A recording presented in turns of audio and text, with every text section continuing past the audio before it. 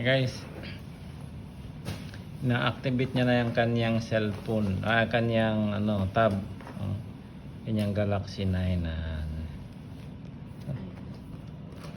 Kala ko ba notebook paglagyan mo?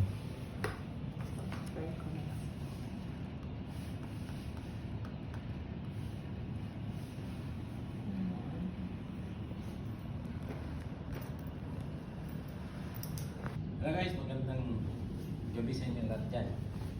Ngayon guys, may bibigay ko kay Isis. Regalo ko sa kanya guys. Ito. Ayan o. E9. Tab E9. So, wala itong casing. Orderan na lang namin to dito sa kasi wala mang casing to pagbili ko dun sa US. Dito ko na lang to orderan sa Shopee or sa Timo. Yan guys, bubuksan natin. So ibigay ko sa kanya, siyang magbukas nga pala, siyang magtitingin. Ayan na. Hello guys, magandang gabi sa inyo lahat dyan. Ngayon guys, may bibigay ko kay Isis. Regalo ko sa kanya guys. Ito. Ayan o.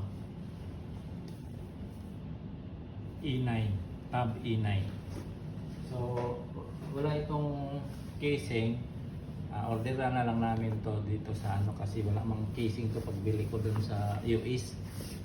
Dito ko na lang to orderan sa Shopee or sa Timo.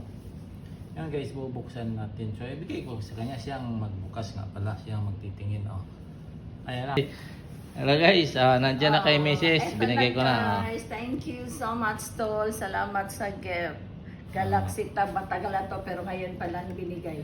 Ngayon lang na busy kasi palagi guys. Palaging busy guys. Ayan, bubuksan niya na guys. Ito guys, ha. Sorry guys, dito madilim kasi nandito kami sa hotel. Ito guys, ito Samsung. Tingnan ko guys ha. Thank you at maraming salamat sa regalong binigay mo sa akin. Tapos guys, binilihan ko rin ng wifi yan kasi ito guys, wala mang SIM card ito. yan. Pero may eSIM yan guys. Bala ko nga palitan. Kaso nakapangalan na sa kanya eh.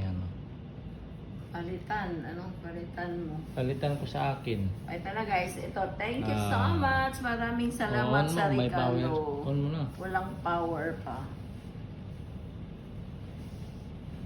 Saan ba yung power na to? Yan.